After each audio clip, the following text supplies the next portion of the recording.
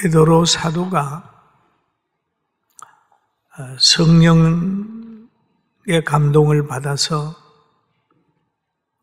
믿음 생활하는 사람들에게 편지를 했어요. 쭉 이렇게 살아라, 저렇게 살아라 라는 편지를 쭉 하다가 결론 부분에 와가지고는 이런 얘기를 하고 있습니다. 너희 중 장로들에게 권하노니라는 말을 합니다. 이건 지도자들에게 권하는 거지요. 교회 지도자들에게 권하는 것. 여러분, 지도자가 참 중요합니다. 교회는 목사가 중요하고 또 섬기는 장로가 중요하고 나라에는 대통령이 중요하고 장관이 중요하고 가정에는 어머니 아버지가 중요합니다. 그래서 오늘 사도 베드로도 여러 가지 교훈을 한 다음에 5장에 가가지고는 장로들에게 권하는 말이 이것이에요. 나와 함께 장로된 자요라는 얘기를 합니다. 그 말은 베드로 자신도 장로다. 장로도 교회도 보면 장로도 장로고 목사도 장로다. 그 사도 요한도 보면은 그런 말을 하고 있죠. 요한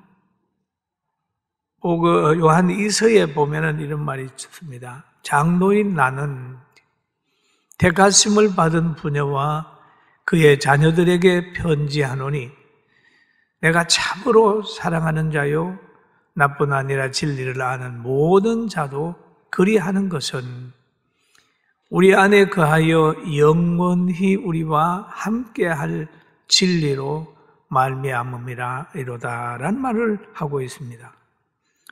그러면 이 장로도 장로고 목사도 장로인데 목사는 말씀을 전하는 일을 한다면 또 교회에서 추천받아서 성도들에게 존경받아 세운 사람은 잘 가르침을 받고 성도들의 본이 되는 삶을 살아라고 하는 그런 의미에서 그 자리에 세워준 거예요. 그리고 또 베드로전서 1장에 보면은 그리스도의 고난의 증인이요. 왜 직분을 주었느냐 하면 고난의 증인되라고 세웠다. 고난의 증인이 된 후에 나타날 영광에 참여하라고 준 거다. 여러분, 우리가 직분을 받았으면 그 직분은 고난의 증인으로 예수 그리스도가 우리의 죄를 담당하시고 우리에게 구원을 받은 길을 열어놨다라고 하는 것을 전하는 사명을 우리 모두에게 준 거예요. 직분자에게 그 사명을 준 것입니다. 그러면 결과는 뭐냐? 영광이다. 영광에 참여할 자다. 오늘 복음 전하고 예수님 잘 믿고 예배 드려서 영광에 참여하게 되길 주님의 이름으로 축원합니다. 그런데 예수 그리스도가 이 땅에 오셔서 해야 될 일을 이사야 선지자는 예언을 했어요. 예언을. 그래서 이사야 53장에 보면 그런 말을 합니다. 그는 실로 우리의 질고를 지고 우리의 슬픔을 당하였거늘 우리는 생각하기를 그는 징벌을 받아 하나님께 맞으며 고난을 당한다 하였노라. 그가 찔림은 우리의 허물 때문이요 그가 상함은 우리의 죄악 때문이라. 그가 징계를 받음으로 우리는 평화를 누리고 그가 채찍에 맞음으로 우리는 나음을 받았도다라는 얘기를 합니다. 그런데 하나님의 말씀대로 예수님이 그런 귀한 일을 하셨지만은 때로는 그 진리대로 깨닫지 못하고 예수님은 하나님께 그냥 맞은 거다라고 생각하는 사람도 있다는 걸 얘기합니다. 그러나 이사야 선지자는 예언을 했지만은 베드로 사도는 예언이 성취된 것을 보았어요.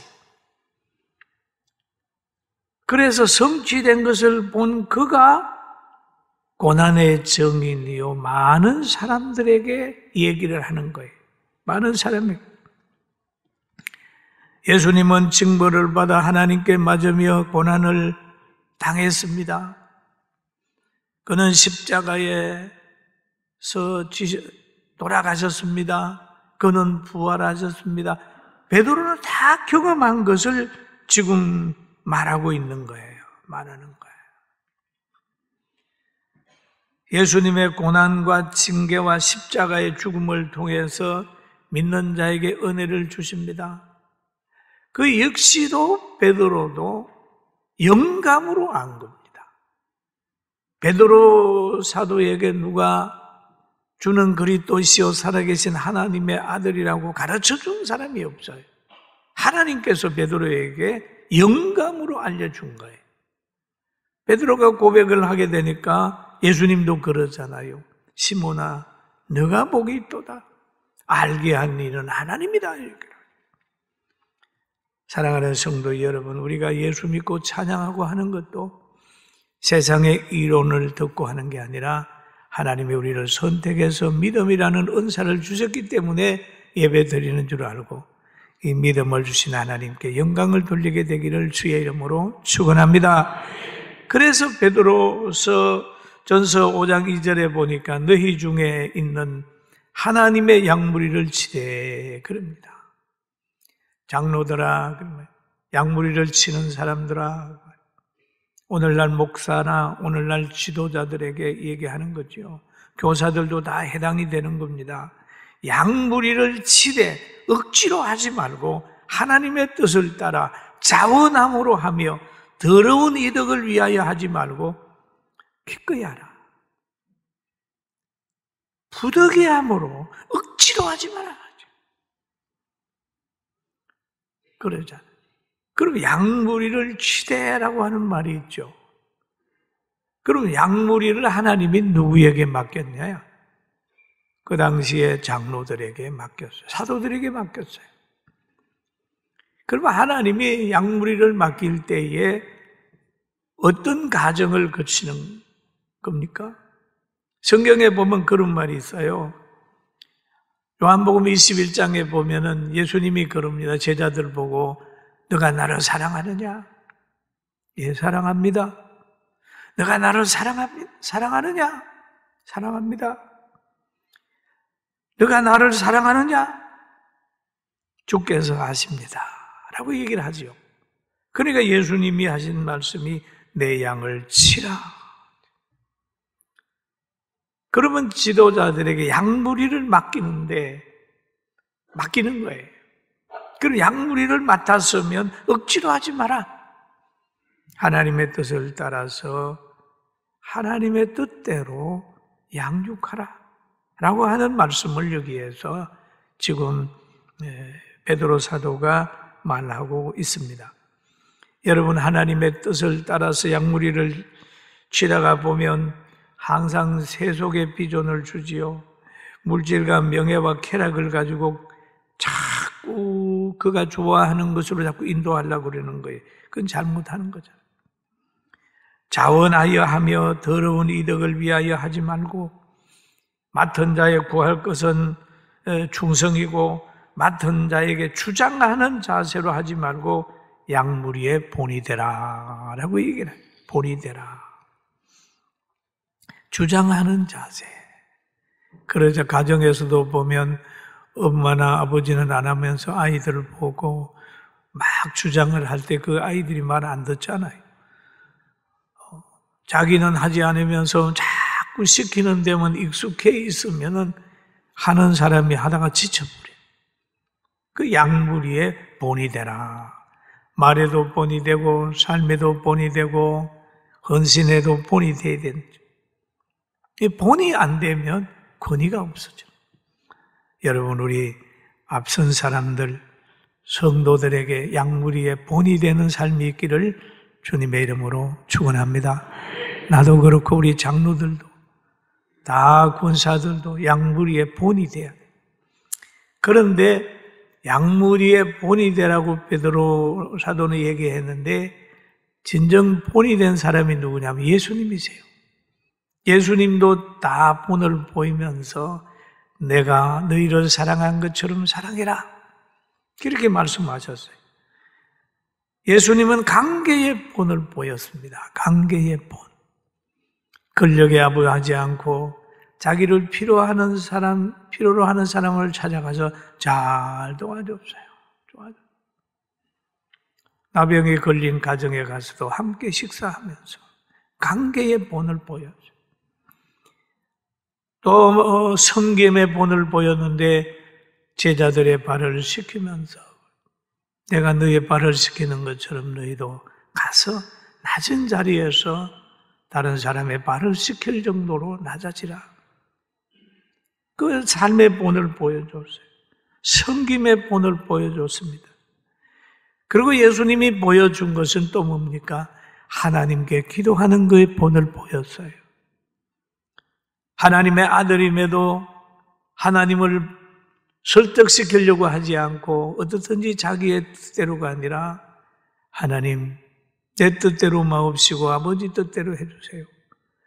하나님께서 준비한 그 십자가를 묵묵히 지면서 가시는 예수님, 하나님과의 관계에서 본을 보이신 예수님이세요. 그리고 예수님께서는 효도의 본을 보였습니다.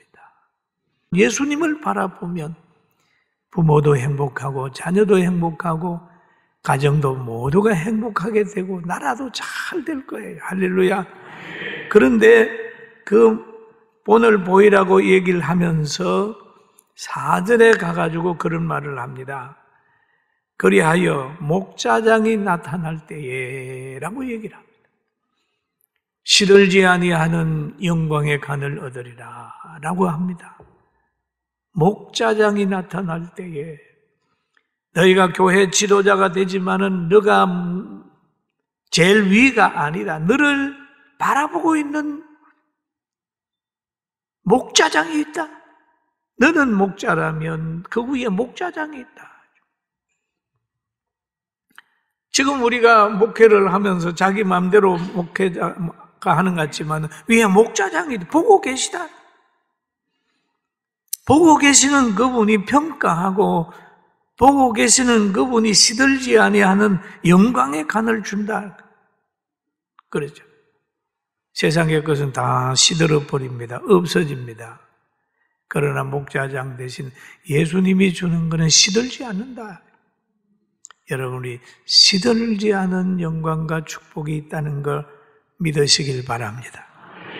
그리고 사도 바울도 그런 말을 합니다. 디모데한테 편지를 할 때에 디모데후서 4장 8절에 이렇게 얘기를 하죠. 이제 후로는 나를 위하여 의의 면류관이 예비되었으므로 주 곧 의로우신 재판장이 그날에 내게 주실 것이며 내게만 아니라 주의 나타나심을 사모하는 모든 자에게로다. 그런 말 하죠. 모든 사람에게 다 준다. 모든 사람에게 다 준다. 사모하는 모든 자에게도. 그러면 이 하나님이 예비한, 목자장이 예비한 것이 그 영광에 대한 얘기를 하고 있는 거예요. 그러니까 이분 마음속에 사도 바울이 그렇게 어려움을 당했는데 그 마음속에는 뭐가 있나요? 항상 기쁨이 있었어요. 그래서 우리가 항상 바울 서신을 읽을 때마다 기억하는 게 있습니다. 데살로니가서에 기록하잖아요. 항상 기뻐하라. 쉬지 말고 기도하라. 범사에 감사하라. 이게 사도 바울이 자기도 그렇게 기뻐하고 감사하고 또 기도했어요. 여러분 이런 마음으로 재판장 앞에 우리 모두 기도하고 감사하고 하나님을 찬양합시다. 그런데 이 말을 베드로도 하고 사도 바울도 했는데 야고보도 그런 말을 합니다. 시험을 참는 자는 복이 있나니라고 합니다.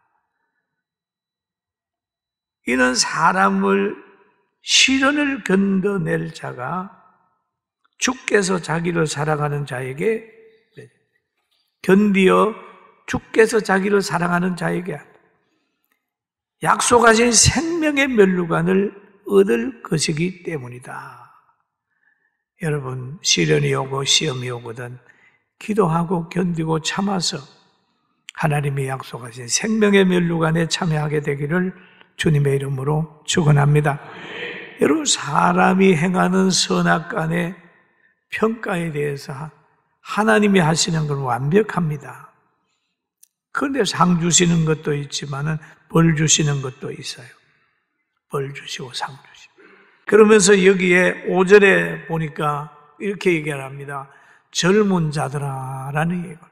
이와 같이 장로들에게 순종하고 다 서로 겸손으로 허리를 동이라.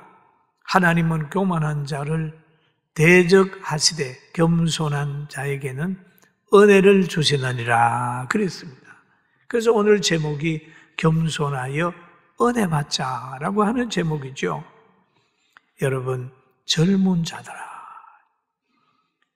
여기에서 젊은 자는 뭡니까? 성도들. 나이를 많은 사람을 어른이라고 하는 것보다 영적으로 성숙한 사람들, 또 장로들, 또 말씀을 가르치는 사람들, 그 말에 계속해서 순종해라. 왜냐하면 말씀을 가르치는 사람들은 뭘 가르치느냐? 하나님의 뜻을 가르치기. 모든 성경은 하나님의 감동으로 된 것으로 교훈과 책망과 바르게 함과 의로 교육하기에 유익하니 말씀을 가르치는 사람은 하나님의 말씀을 가르치거든 말씀을 배우는 사람은 온전히 그 말씀에 순종해 가라. 그것을 지금 베드로 사도가 얘기를 하고 있는 거예요. 그러면서 여기에서 건실하라 깨어라. 이유가 있다. 깨어야 될 이유가 있다. 이유는 너희 대적 마귀가 우는 사자같이 두루 다니며 삼킬 자를 찾나니 깨어있지 않으면 대적 마귀가 우는 사자처럼 두루 다니다가 너한테도 온다 그 말이거든. 문단속 잘하세요. 요즘에 도둑이 다닙니다. 그런 말 하고 갔잖아요. 건실하여 깨어라. 사자가 배고픈 사자처럼 막 찾아다닌다. 여러분, 마귀는 영물이기 때문에 영적으로 깨어 있어야 돼요. 그게 기도입니다. 기도. 말씀으로 깨어 있어야 분별력이 생기는 거예요. 거룩한 삶이 있어야 빛과 소금의 역할이 나타나는 겁니다. 그래서 베드로 사도가 그런 말이죠. 너희는 믿음을 굳게 하여. 9절을 한번 같이 읽어볼까요? 5장 9절. 너희는 믿음을 굳게 하여 너희 그를 뭐하라? 대적하라. 이는 세상에 있는 너희 형제들도 동일한 고난을 당하는 줄을 알미라. 대적하는. 믿음을 굳게 했기 때문에 오늘의 승리는 있는 거예요. 여러분, 믿음을 굳게 했기 때문에 오늘 우리 교회가 있는 거예요. 믿음을 굳게 했기 때문에 오늘의 축복과 영광이 있는 겁니다. 그러면서 믿음에 굳게 서서 대적하라. 마귀와는 대적하라. 마귀에게 굴종하지 마라. 마귀와 타협하지 마라. 믿음으로 이겨라 하는 거죠. 마귀는 대적해야 돼. 그리고 베드로전서 5장 10절에 가게 되면 결론 부분이 나옵니다. 같이 한번 읽어봅니다. 모든 은혜의 하나님 곧 그리스도 안에서 너희를 부르신 자가 영원한 영광에 들어가게 하시니까 잠깐 고난을 당하여. 여기 보면은 여기에 잠깐 고난을 당한 너희를 그래요. 잠깐 고난. 우리의 고난은 잠깐 고난을 당한 너희를 친히 온전하게 하시며, 고난 당하게 하는 목적이 뭡니까? 온전하게 하시려고, 굳게 하시며, 굳건하게 하시며, 강하게 하시며, 틀을 견고하게 하시리라. 잠깐 고난 당한 너희를, 여러분, 잠깐 고난까지라도 피하지 말고 고난을 믿음으로 잘 통과해서 큰 사람으로 갑시다. 그러면서 권능이 세세무궁토록 그에게 있을지어다 그럽니다. 고난은 잠깐 당하는 것이고 은혜는 영원한 것이고 행복도 영원한 것입니다. 지난번에도 말씀을 드렸습니다만 15년 전에 우리가 저 태안 가서 많이 수고를 했잖아요. 우리의 수고가 다 없어지는 것 같았지만은 15년 후에 유네스코에 등재가 되면서 거기에서 우리 교회를 기억을 해가지고 우리에게 상을 줬잖아요. 또 우리가 심는 K찬송이라든지 지금은 별로로 같지만은 5년, 10년 후에 그 영광이 한국교회와 세계교회를 변화시킬 줄 누가 압니까? 하나님이 하시면 합니다. 할렐루야. 우리 성민원이 시작할 때 보세요. 성민원은 밤에 태어난 겁니다. 어려울 때 태어났습니다. 그냥 군인들하고 경찰들이 그 추운 날에 얼음을 당하는 걸 보고 우리 교구장들 그 당시에 30년 전에 우리 그냥 있을 수 없잖아요.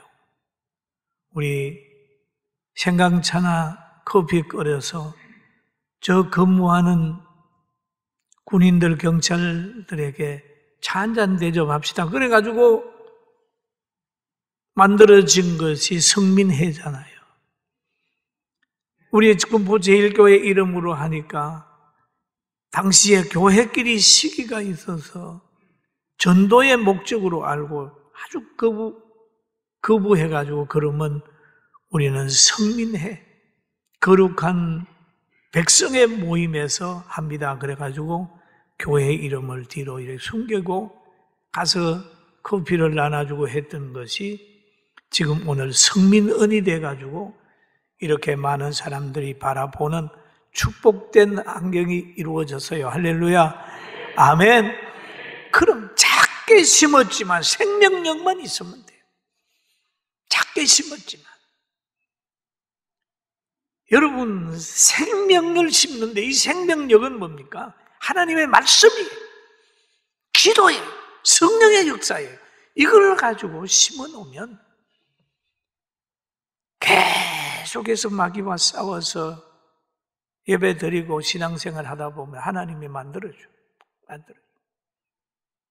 천목교회가 이렇게 아름다운 교회로 바꿔졌잖아요. 이게 하나님이 하신 거예요. 여러분의 가정도 처음은 미약하지만 믿음 생활 잘하면 미래가 아름답게 됩니다. 여러분 대해서 안 되면 여러분이 천국 간 후에 후손들이 잘 될 거고 그것도 안 되면 더 계속해서 잘 되는 거예요. 아브라함의 후손을 축복하듯 여러분 우리를 사랑하는 하나님을 사랑하는 여러분과 저에게 우리 모두에게 시온에 데려가 있고 축복이 있는 줄 알아서 겸손으로 은혜 받게 되길 주의 이름으로 축원합니다.